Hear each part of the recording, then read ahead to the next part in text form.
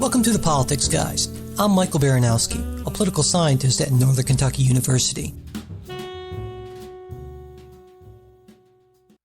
Okay, welcome to our listener comment program, because it's more than just mail these days, stuff from Facebook and Twitter as well. It's been a while since we've done one of these. People randomly yell at us on the street. Yeah, exactly right. But we plan on doing more of these this year. We've kind of gotten away from that a little bit, as well as more of those kind of deep dive debate shows where Jay and I, in the past, we did them where we kind of really dig into one or maybe two issues, that sort of thing. So expect more of that in 2018, starting right now with this, with our responses to some of your questions, comments, critiques, that sort of thing. So you ready to go, Jay? Okay, let's have at it. Okay, first, we'll start with Dick, who posted in the comments section on politicsguys.com a while back, says, in part, it doesn't matter how many times you and Jay talk about tax reform and how many credible people on many sides you have on to discuss the economic returns for tax reform. Jay is unable to internalize the idea that tax cuts do not and will not pay for themselves. I do not understand the mindset of the vast majority of Republicans when it comes to that. Many Democrats give the right the benefit of the doubt and agree that a portion of tax cuts will help decrease, yet not eliminate, deficits caused by tax cuts. However, the right can't take that for what it's worth, that is the truth. Inside of arguing over just how much it would help decrease the deficit, I think he meant instead, they feel the need to go way overboard and assert that it will actually pay for itself and even lead to a surplus. Jay, what is it with you and the Republican Party as a whole for the inability to process facts and adjust away from personal belief to factual evidence? There is no better example of this than climate change. The Republican Party, Jay included, as he mentions many times each episode, loves to toss out the word principle whenever they are in a corner. The very definition of principle is a fundamental truth or proposition that serves as the foundation for a system of belief or behavior or for a chain of reasoning. Whereas the definition of a fact is a thing that is indisputably the case. I know it is hard to understand the difference between a belief and fact, but it is time to realize that the past should stay in the past, and we need to start moving toward fact-based evidence and not something that you heard your great-grandfather say that his grandfather told him over 100 years ago. So there you go, Jay. What do you have to say about that? That's clearly directed towards you. Grandpa was always talking about tax reform. But no, I think, first of all, the use of the word fact here, I think, is what's troubling. And the tax reform debate that we've had in large part about how much and to what extent these tax cuts pay for themselves and to what extent they add to the deficit over 10 years, those so-called facts are based on projections. And as Yogi Berra famously said, predictions are difficult, especially about the future. One of the assumptions throughout the tax reform debate was that growth would be essentially capped at an average of 2% a year. If those projections are wrong, then the deficit would be lower or perhaps eliminated. If they're wrong, even by a little bit. Now, Mike, I think you would agree that the growth this year, I don't think we have the final last quarters in, but it was over 3%. The last quarter maybe even higher. And to me, that's what we're talking about. What I'm saying is I'm not willing to accept projections as facts. And I think if you look at the body of work of the group doing the projections, they have been wrong more often than they've been right, and sometimes they've been spectacularly wrong. So they were spectacularly wrong during the Reagan era when this was sort of the same debate was had. There was a conservative CBO scoring saying, no, we're never going to achieve that kind of growth. And the economy blew by that record by sort of orders of magnitude. Again, it was talking about, well, there might be 2-3% growth, and it ended up in the 4 or 5% range. So that's where I'm coming from. It's not a matter of I'm saying I'm refusing to accept facts.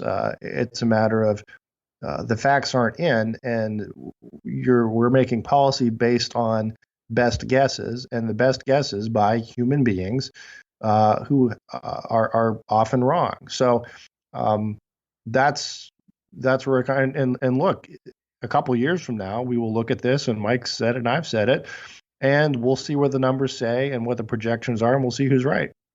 In a lot of ways, and in a lot of ways, I mean, the global warming is sort of a separate issue, but I've said before, I don't dispute the science of global warming, but I do dispute the dire predictions that we're typically hit with in order to justify certain policies that may or may not affect that climate change. And again, if you look at the track record of the people making these predictions, they are often wrong and often very wrong.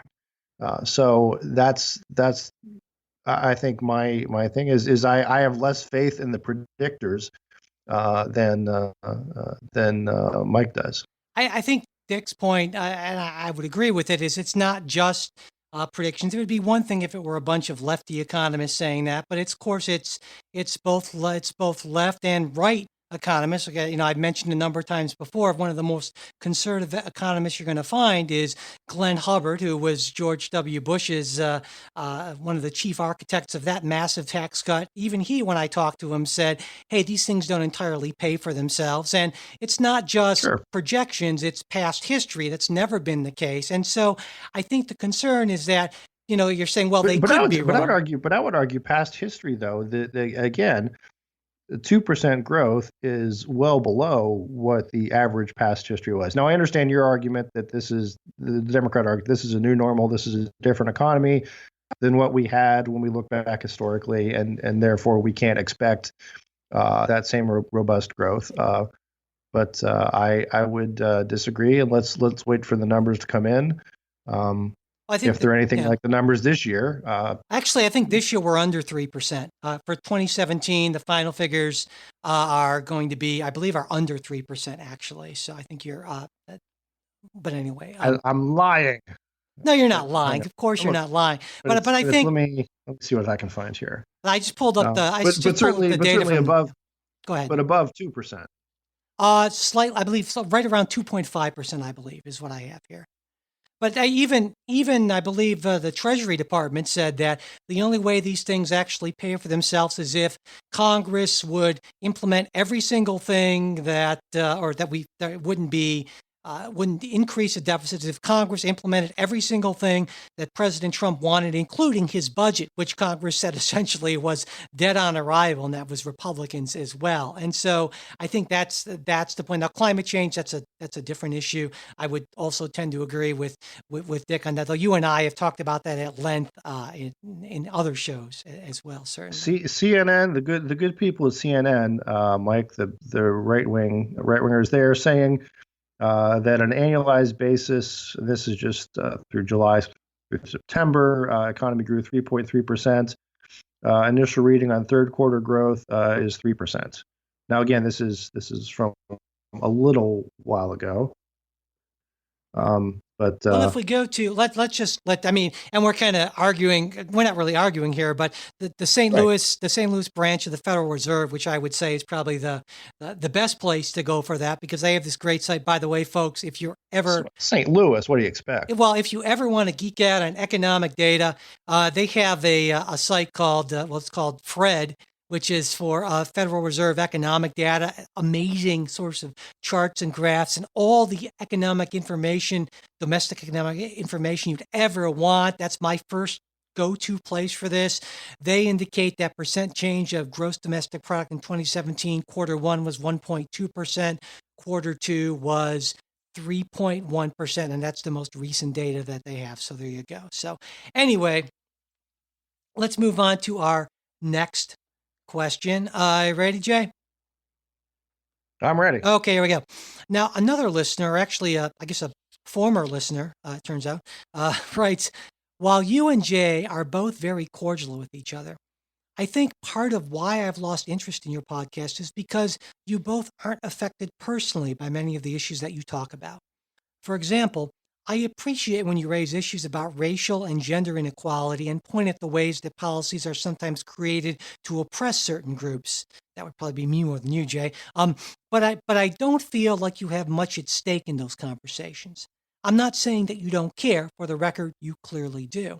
And it shows in how these conversations end. Well, I guess we'll just agree to disagree on that. I want to see some of these issues explored more deeply, and I would like to see guests that are more diverse in their experiences.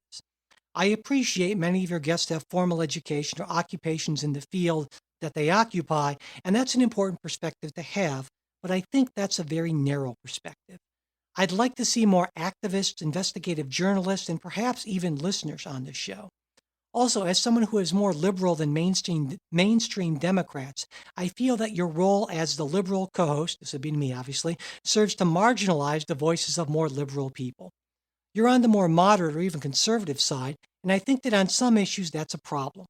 In the same way that Trey joined to represent another side of conservatism, I think you could all use another voice to represent another side of liberalism. So there we go. Now, there's obviously a lot there. And I think it's mostly directed, I guess I would say, at me. Would you say so? I guess I can take this one. You're marginalizing everybody. Notice the conservatives never use the word marginalize. We just don't.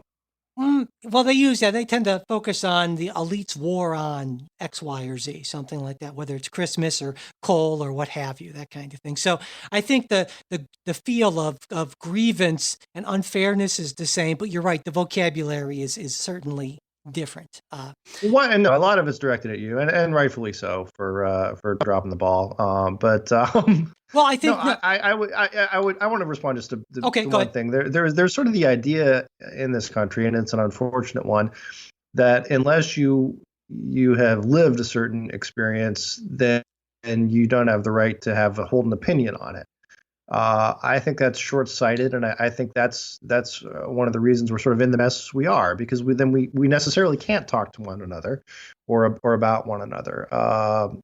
So I think, look, more experience is great, and we got to reach out to those to get perspectives from different folks, and I think we work on doing that. There's also something though to say that there is let's call it a common human perspective, where you can have empathy for others in the human race and sort of get a sense of what they feel and try to put yourself in their place, and that's how we grow as people and as a society. So. There was, and I think this was of what I was reading, probably 6 months ago or so, but a piece by Professor Robert George who said he's troubled by students who would write things that would say, as a person of color or as a woman or as a whatever you want to put on it. This is how I feel. Or this is what I believe. And his point was look, if we put ourselves into these little brackets, these little categories, and your beliefs are based on certain things, and you can't get beyond those, then the universities aren't doing their jobs to tell people or teach people to look for that broader human perspective.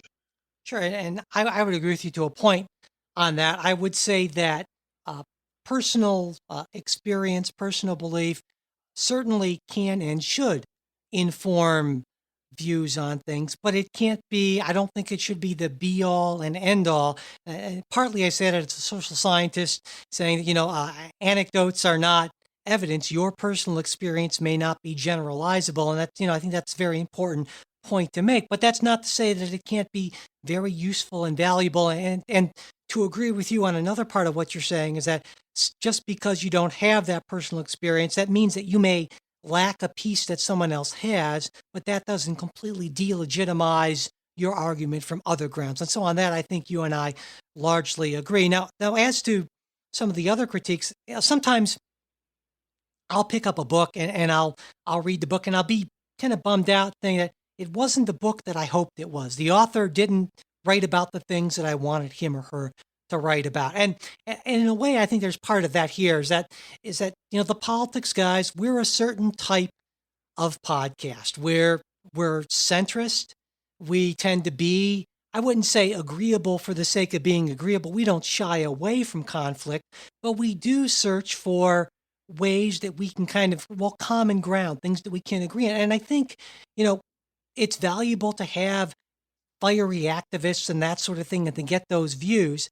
But my feeling, at least, and I think your feeling too, Jay, is that there's already an awful lot of good stuff like that out there.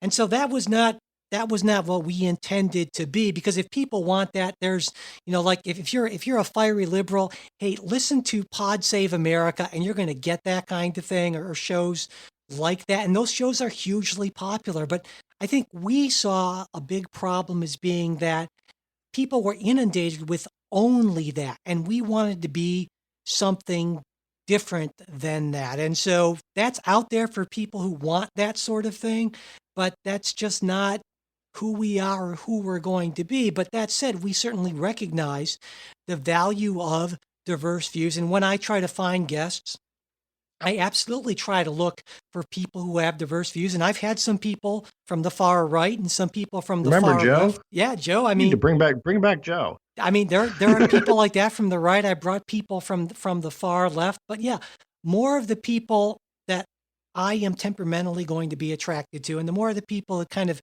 represent what I think is sort of the politics guys' ethos are people who may have certainly partisan views, but they're people who have really made an effort to understand the other side and possess a certain, I guess I almost call it intellectual humility in a way. You know what I mean, Jay? I mean, thoughtfulness, I think, is what I mean. Yeah, we're not here to just sort of spew talking points or say, yeah, yay team, but to give a considered approach.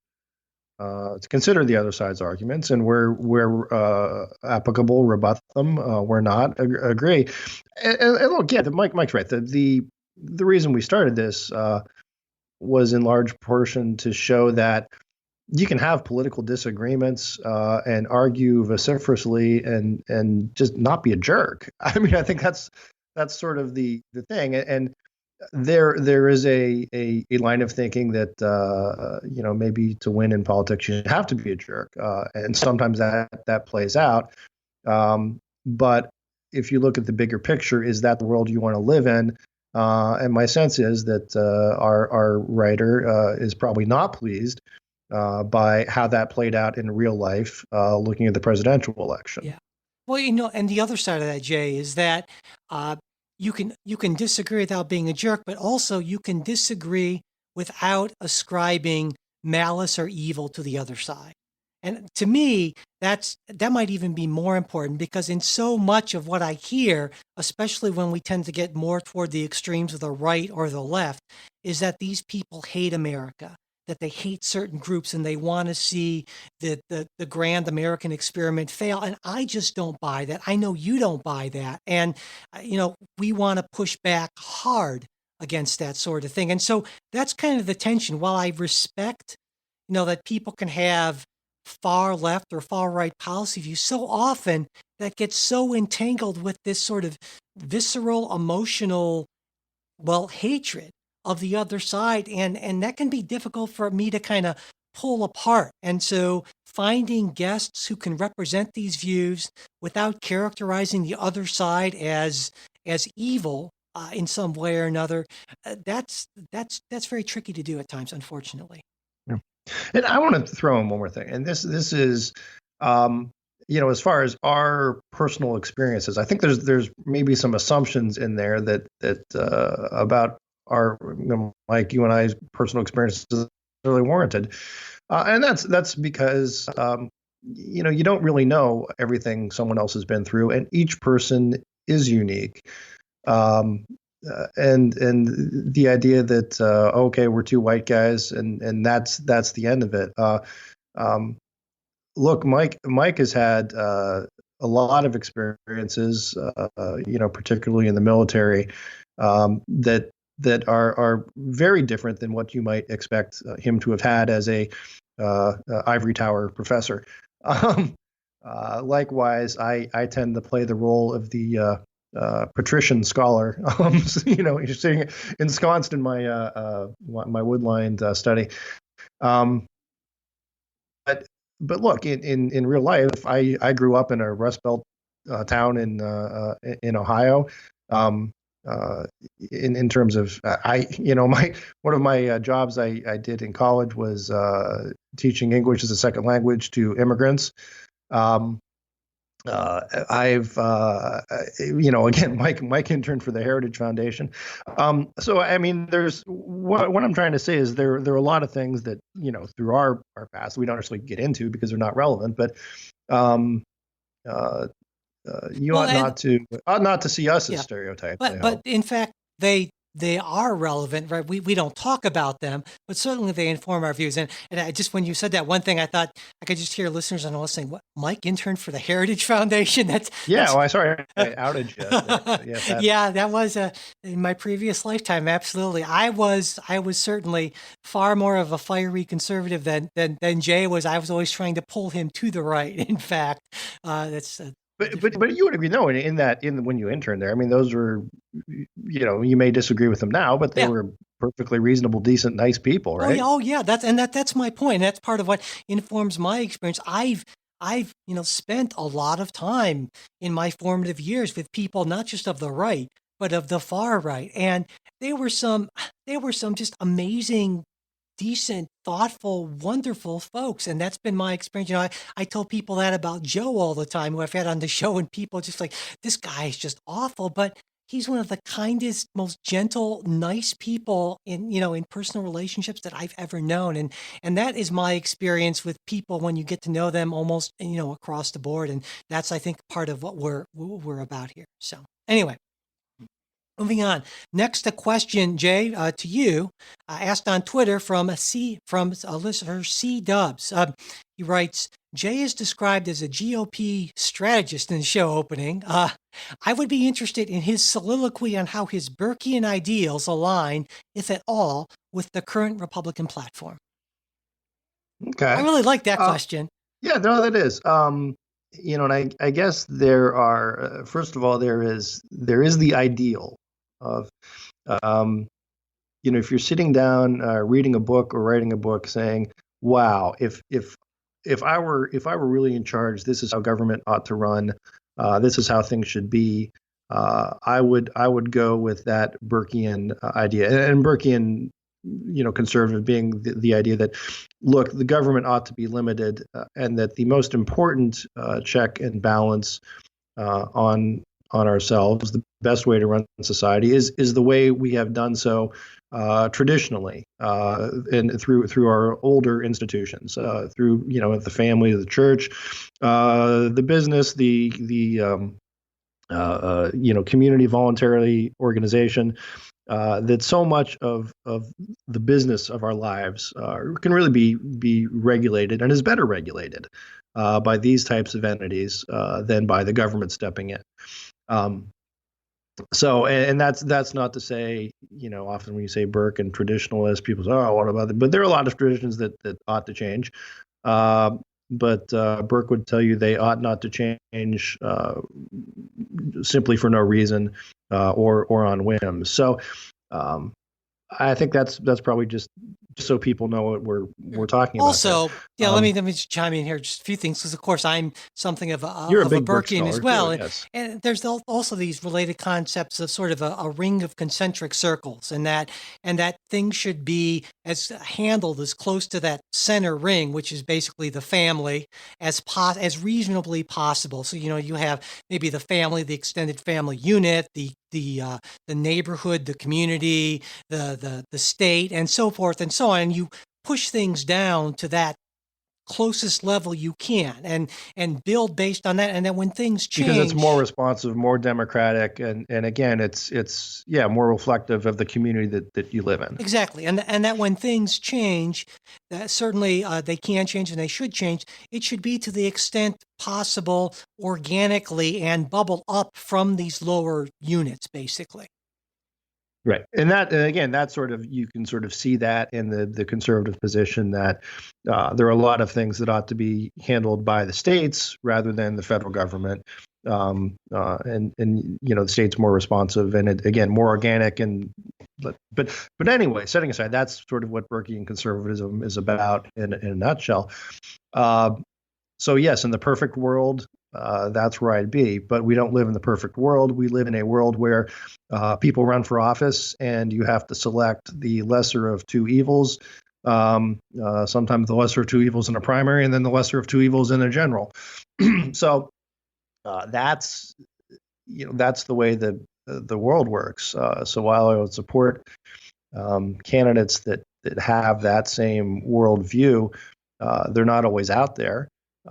They don't always live up to what that worldview is, and also part of being a Burkean conservative is representing the diversity of our country, or recognizing the diversity of our country, and realizing that not everyone is going to think like a Burkean conservative, and it's you have to make accommodations. And I think the other piece is political parties in our country. On the one hand, yes, they're ideological, but there's more that goes into them than simply ideology. And often, there are funny particular issues that are regional, that are peculiar to one group or another. And parties are,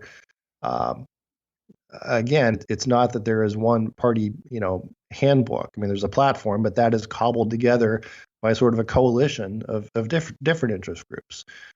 So I guess, if you ask me what's my view of the Republican Party now, I've said this, I don't know how many times, Donald Trump would not have been my candidate of choice. He was not my candidate of choice. But there he is. Likewise, there are some members of Congress I like better than others. But it is what it is, and I think to the extent I do anything, I try to keep that Burkean spirit alive on the podcast. What I personally like, and the other piece of this is, on the show, I don't see my job as necessarily to espouse or to preach a certain version of conservatism. A lot of times it's to say, here's what the general conservative consensus is, or the position is, and just to sort of also give analysis of here's what I think is actually going on from a often procedural standpoint. So. Yeah. I mean, I'm in sort of a similar position in terms of ideals and reality. I mean, my ideal president would probably be some interesting combination of Teddy Roosevelt, Bob Dole, and Barack Obama. It's a really odd kind of mixture there. But that's not what you work with. What you have to work with in the real world, just as you pointed out. So, all right. Moving on. Next is a comment from somebody who used to be a financial supporter of the show, but after one of our shows, decided that he actually couldn't. And here's why. He said, I despise the tax reform episode. And frankly, in an era of Roy Moore and Donald Trump, I'm tired of conservative rhetoric. It's really hard not to actually hate conservatives for what they've done blithely to the rest of the country, and the tax bill is exactly that. It's targeted at Democratic voters, students, teachers, and high-tax states, all of whom get tax increases, while private jets and golf course tax exemptions remain. It's sickening, and so was your analysis. Now, I thought this was, I think it was much more directed at... That's sort of what we were talking about a minute ago when we talked about the vilification. But well, yeah, I think that kind of fits in. It's all of a piece. I think it's directed much more at me because folks may not recall, but what I said about the tax bill was, on the corporate side, I think there was a lot of stuff that actually made sense. The big problems I had, I certainly didn't think the corporate side was perfect, but on the individual side is where I had the bigger problems. And in fact, there was some bipartisan agreement that our corporate tax system needs some reform. And I ultimately was against the program, but I clearly, this listener and a number of other listeners had a problem with the fact that I wasn't just completely against it. And yeah, that's sort of my default mode, is to, say, well, what are things that maybe both sides can agree on that we can build on from here? I want to try to start with agreement and build out from there. Whereas in so much of what goes on, people start from differences and work out from there. And I think that's just not, that might feel more emotionally satisfying.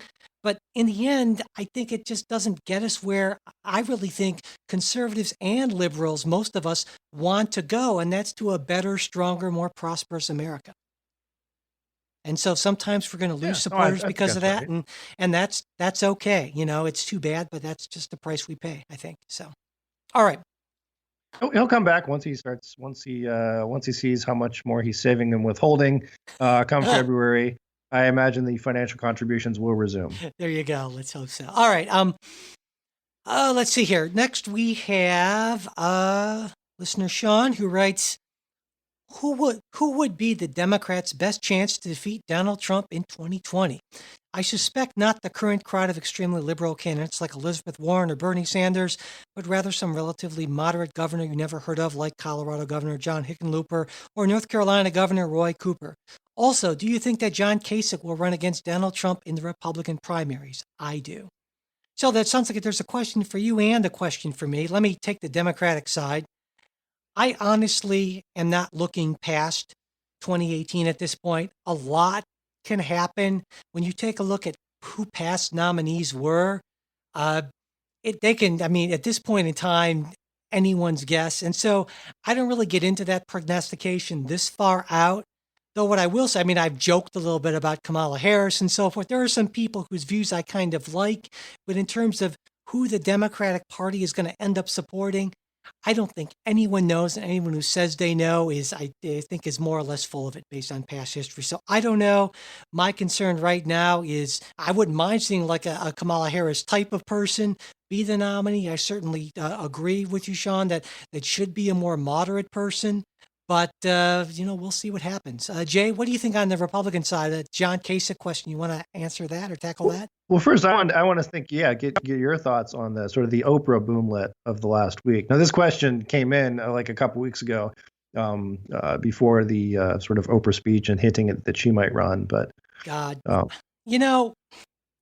it's I think people are right in the sense that I honestly believe that in some ways, Oprah is the mirror image of a Donald Trump type person, but I don't question Oprah's empathy. I think her life story is incredibly inspiring, and I think she's done an awful lot of good. But I actually believe that professionals, that elites, that people with decades of experience in policy, those are the people that should be running the country. We can find people who have those sort of qualities of empathy and straight talk or what have you. But I think fundamentally, I'm interested in basic experience and qualifications for the job. Because what we've learned, I think, is that this is a hugely important job. The learning curve is incredibly steep. And I don't care how smart you are, going from 0 to 100, that's too much to ask of anyone. And so no, I don't think that Oprah's going to be the nominee, and I certainly hope that she's not going to be for that reason. Yeah, I don't think she'd be the nominee either. I don't think she's going to run. And I think if she did, she'd be an absolutely horrible candidate. I don't mean that in a partisan sense of, I think she's a terrible person. I think she would suffer from some of the same afflictions that Trump did. And again, never having done this before. But setting that aside, I think our listener is correct that the best hope, if I were the Democrats putting together who do we want, I would look for someone who is a Midwestern moderate Democrat governor or Western or Southern, or again, someone in that mold. I think that's the kind of person that could best square off against Donald Trump. On the Kasich question, I think there's something interesting going on. John Kasich is still the Kasich for America PAC is still out there. They solicit me pretty frequently. I get emails from him. I don't think it's directly typed from him to me every day, but I get them in my inbox. And whether he runs or not, I think he's certainly keeping his options open. My sense is that he wants to be there in case there is some sort of Trump implosion, or if he feels it necessary, if Trump somehow goes so far off the rails that we want to have a different candidate. I don't think Kasich would run as an independent. I think he's spent his life as a Republican and is so identified with the Republican Party that he would run a Republican primary if that were the case, that he was actually going to run. But I agree, he's still in the mix. And I think what he's doing is keeping his options open and raising a war chest so that those options will be open. Yep, that would be kind of my guess as well. And of course, I said during the campaign, during the primary season, that I would hope that if any of these Republicans had to be the nominee, and someone did, I was hoping it'd be Kasich, because worst case scenario, I thought he'd be better than any of the other ones, though not somebody, I don't know. That would have been a tough choice for me, Kasich, Clinton, but that goes back to a whole lot of history and issues I have with Hillary Clinton. That's maybe another story for another time. So anyway, on that note, that I think about does it for this week. And hey, if you have a comment, question, correction for us, you want us to address, just send us an email at mail@politicsguys.com, or you can message us on the Facebook Politics Guys page. We won't get to every email on the air. We most definitely will try to personally will respond to everything we get. And, there are some issues that you raise that are bigger issues. We'll try to tackle them in some other way, but we really do appreciate the feedback. It's hugely helpful to us, and thanks very much for that. So that does it for this episode. Thanks everyone for listening. We do hope you like what you heard. And just remind you that listener support is what keeps us going. So if you're interested in joining our really great group of Politics Guys supporters, you can go to politicsguys.com and click on either the Patreon or PayPal links. And if you want to support the show without spending anything, it would be great if you could share this episode with your friends and followers, or pass along new show posts and tweets on Facebook and Twitter. And leaving reviews and ratings on iTunes also does help. And again, to get in touch with us, mail@politicsguys.com. I can speak. Mail@politicsguys.com, facebook.com/politicsguys, and our Twitter handle is politicsguys. Also, a quick reminder, our next show will not actually air on Saturday. It will be on Sunday. Just wanted to remind you about that. All right, the executive producers of the Politics Guys, Michael Baranowski, Jay Carson, Trey Orndorff, and Bruce Johnson. Today's show was produced by Michael Baranowski. We'll be back with a new show on Sunday. We hope you'll join us.